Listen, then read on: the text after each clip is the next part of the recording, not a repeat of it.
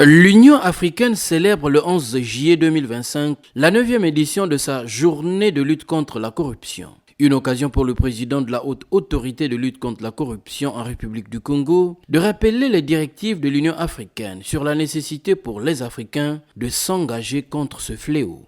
Le Congo, notre pays, à l'instar des autres États africains, célèbre le 11 juillet 2025 la journée africaine de lutte contre la corruption, promouvoir la dignité humaine dans la lutte contre la corruption.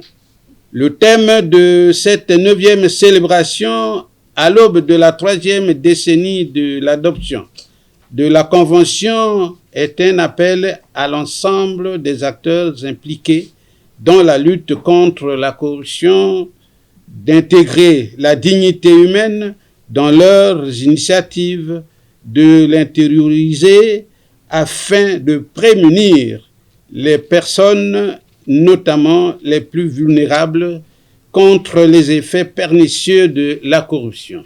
Il a par ailleurs rappelé l'ensemble des Congolais à intégrer la lutte contre la corruption dans leur action au quotidien. La haute autorité de lutte contre la corruption veillera davantage à cette donne de la dignité humaine lors de ces entreprises, conformément aux recommandations du plan stratégique multisectoriel de lutte contre la corruption. La sensibilisation et la prévention, actions d'éveil et de veille, méritent d'être intensifiées. La collaboration avec les citoyens appelés à dénoncer les faits de corruption par notre numéro vert, le 1023, doit être renforcé.